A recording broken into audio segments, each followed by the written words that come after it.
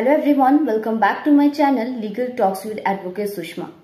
So after a very long time, today I am here to discuss with you all a new topic, that is cybercrime or cyber fraud. Yes, as we all are very much aware of this, cyber frauds are increasing day by day. It's a global issue now that affecting the people of all ages across the country.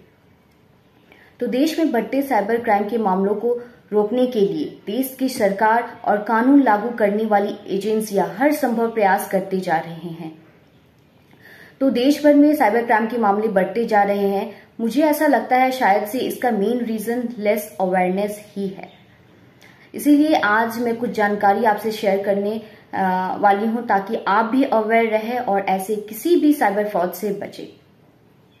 तो सबसे important बात यह है कि जब कभी भी आपको किसी भी बैंक से या किसी भी अननोन फोन नंबर से कॉल आता है जिसमें आपको ये कहा जाता है कि आपकी कुछ जानकारी लेनी है या फिर आपकी कोई पर्सनल इंफॉर्मेशन अपडेट करनी है या आपका एटीएम ब्लॉक हो चुका है, तो ऐसे में आपको तुरंत रिस्पॉन्ड नहीं करना है।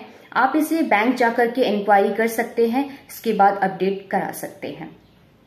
दूसरी इंपॉर्टेंट बात, आप जब कभी भी ऑनलाइन पेमेंट कर रहे हैं तो पेमेंट से पहले ये जरूर चेक कर लें कि आप जिसे पेमेंट कर रहे हैं वो कोई एजेंट तो नहीं।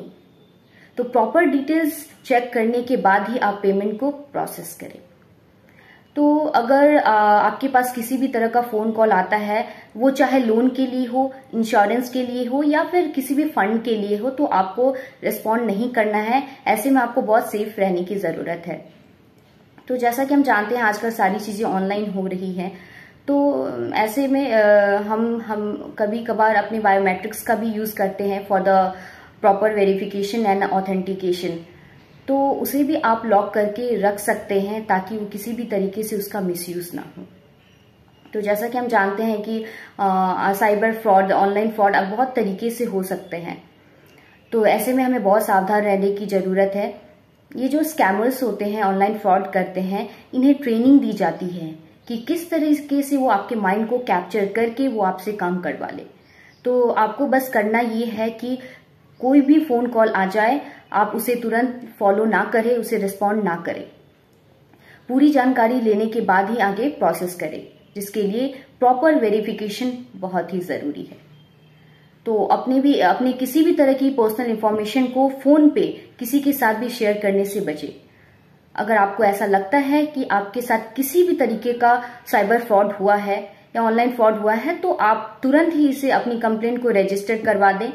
ये आप ऑनलाइन cybercrime.government.in पोर्टल के थ्रू भी करा सकते हैं या फिर आप ऑफलाइन साइबर क्राइम डिपार्टमेंट में जाकर के अपनी कंप्लेंट को लिखा सकते हैं। तो गवर्नमेंट ऑफ इंडिया की तरफ से एक हेल्पलाइन नंबर भी जारी किए गए हैं 1930, जिसपे आप कॉल करके अपनी कंप्लेंट को रिपोर्ट करा सकते हैं किसी भी तरीके का ऑनलाइन फ्रॉड होने पे। तो everyone please be aware of this fake phone calls and scammers. Thank you so much for watching this video and yes, cyber crime से रिलेटेड जो भी रिसेंट केसेस है उसे मैं लेकर आऊंगी अपने नेक्स्ट वीडियो में। तब तक के लिए थैंक यू सो मच।